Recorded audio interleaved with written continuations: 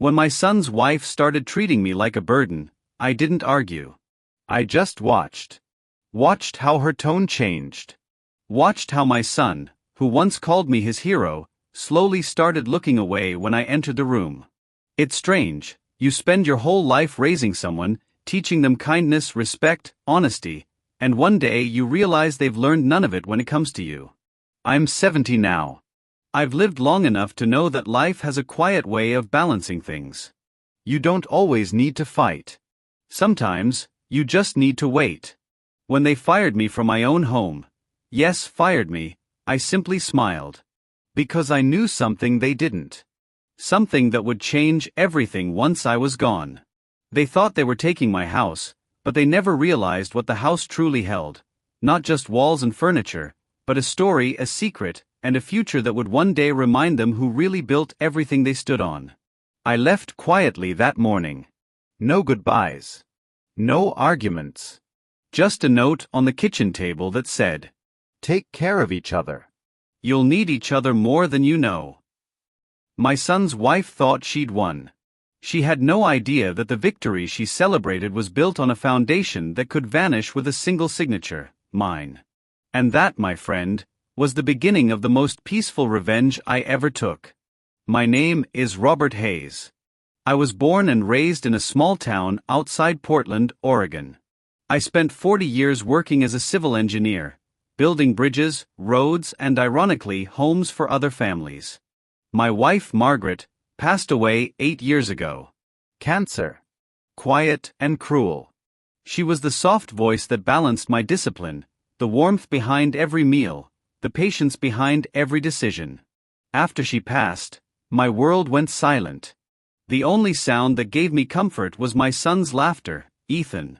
He was my only child. A smart boy, gentle-hearted, and always saying he'd take care of me when I got old. When Ethan married Claire, I was genuinely happy. She was beautiful, sharp, and ambitious, the kind of woman who always wanted things done her way. Margaret would have liked her spirit, though maybe not her pride. After their wedding, I offered them a choice: buy their own place or stay in the family home until they could afford one. Ethan said, "Dad, we'll stay with you for a while. You shouldn't live alone." So they moved into my 2-story family house, the same house I built with my own hands 40 years ago. Every beam, every nail, I'd placed myself. It wasn't just a building, it was a timeline of my life. At first, things were fine.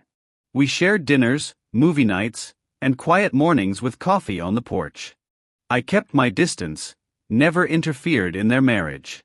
But slowly, something changed. It started with Claire's subtle comments. "Maybe you should rest more, Robert, or you don't need to cook for us, I can handle it." Then it became firmer: "You don't need to do the grocery shopping," and later, "Ethan and I need more privacy." I could see where it was heading. I'd seen this kind of story before, in friends' families, in neighbors' lives. The older parents slowly pushed out under the banner of space and privacy. Still, I stayed calm. I loved my son too much to argue. I kept busy with my garden, my books, my evening walks. I told myself that peace was better than pride. But peace, as I learned, can sometimes hide disrespect. It happened gradually, little acts of exclusion that grew into patterns. They'd have dinners without me. I'd hear laughter from the dining room while I ate alone in the kitchen. When I entered, conversations stopped. I told myself it was just my imagination. That maybe I was overthinking. But one night, I overheard them talking. I was coming down the stairs when I heard Claire say, "He's too set in his ways. This house feels old. We could make it so much better if he just let go of it." And Ethan, my son, my own flesh and blood, sighed and said, "Claire, it's his home." She replied, "Then why don't we ask him to move in with your cousin for a while? Just until we remodel. He'd understand." That word, remodel, hit me harder than any insult could. They wanted to remodel my memories. A week later, Claire approached me with a smile too sweet to be sincere. "Robert, we've been thinking," she began. "It might be nice if you stayed with Ethan's cousin for a few months while we redo the house. You'd love it there. Peaceful countryside. I looked at her. Calmly. And who's paying for this remodeling? She blinked. Well, Ethan and I thought we'd use some of your savings. You don't really use much of it, right? I smiled. A small, knowing smile. Right. That night, I opened my safe. Inside was a folder with all the property documents, deeds, titles, and a small envelope my late wife had written on. In her handwriting were the words, "For when the house no longer feels like home." I hadn't opened that envelope in years. But that night I did. Inside was a letter and a key. The letter said, "Robert, if you're reading this, it means life has changed again. Remember, we built this home not just for shelter, but for legacy. The land under it, the real value, is in your name alone. Protect it, but if you ever feel unwelcome, go to the lake house. You'll know what to do." The lake house, a quiet cabin my wife and I bought long ago, an hour away. I'd almost forgotten it existed. But now, her words felt like a hand on my shoulder guiding me. So, I packed my bag. Just a few clothes, some books, and that envelope. When Claire came home the next day, I told her calmly, "You're right. I need a break. I'll go stay with a friend for a while." Her eyes lit up. She tried to hide it, but I saw the triumph. "That's wonderful, Robert. You deserve some rest." I nodded. "Just take care of the house." And I left, not angry, not broken. Just quiet. The lake house was exactly as I remembered it. Still, peaceful, surrounded by pine trees and silence. It was like time had been waiting for me to return. I spent the first few weeks in solitude, fixing old furniture, feeding the birds, and taking long walks by the water. I didn't tell Ethan or Claire where I was. I only sent a short text. "I'm fine. Don't worry about me." Then, one afternoon, I received a call. It was Ethan. "Dad," he said, his voice tense. "We can't find the house papers. Claire needs them for some mortgage thing. Did you move them?" I smiled faintly. "I kept them safe." "Can you send them? It's urgent." "I'll think about it," I said softly, and hung up. A few days later, another call.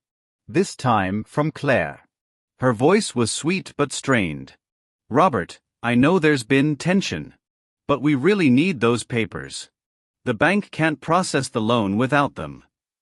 "Loan?" I asked. "What loan?" She hesitated. "We're refinancing the house to start a business." Ah, there it was. The real reason. I told her gently, "Claire, the house isn't in Ethan's name. It's in mine.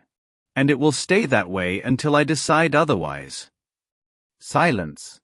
Then she said, "You can't do that. This is our home now." I chuckled softly. "Then take good care of it." After that, she didn't call again. Weeks turned into months. Ethan visited once, alone. He looked thinner, tired. "Dad," she stressed. "I just want things to go back to normal." "Normal?" I said. "Normal was when we had dinner together. When your mother laughed in that kitchen. When you didn't need permission to visit your father." He lowered his head. "I'm sorry." I put a hand on his shoulder. "Ethan, you don't have to choose sides. Just remember who built the ground you stand on." He didn't reply. But his eyes, they carried guilt. Months later, I got a letter from the county office. Apparently, someone tried to file for property transfer using outdated paperwork. It was denied immediately because my signature was missing. That's when I decided it was time. Time to teach them, quietly, what legacy really means.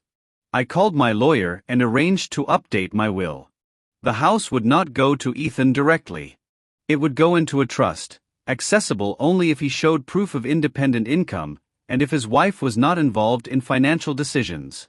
I also arranged something else, a letter to be delivered 1 year after my passing, revealing the truth about the land's hidden value. You see, beneath that house was not just sentimental worth, it was sitting on acreage that a local developer had been trying to purchase for years. Claire had wanted money. She had no idea she was living on more wealth than she could ever imagine, and it was locked behind one word: integrity. A year passed. Then 2. Ethan and Claire's business failed. They sold their car, then Claire's jewelry, trying to pay off debts they'd taken under her name. Ethan visited me again, this time humbler. "Dad," he said quietly, "we lost a lot. Claire's been different. I think she regrets how she treated you." I nodded. "Regret is good, son. It's the start of learning." He asked, "Can we move back in, just for a while?" I smiled. "The house is yours to live in, but remember, it's not about ownership. It's about respect." I handed him a folder. Inside were the property papers, a copy of my trust, and my wife's letter. He read it silently, tears forming in his eyes. "I didn't know," he whispered. "You weren't supposed to," I said. "Not until you understood what the house meant."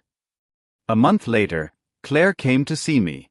Her tone was softer this time. "Robert, I'm sorry," she said. "I let greed blind me.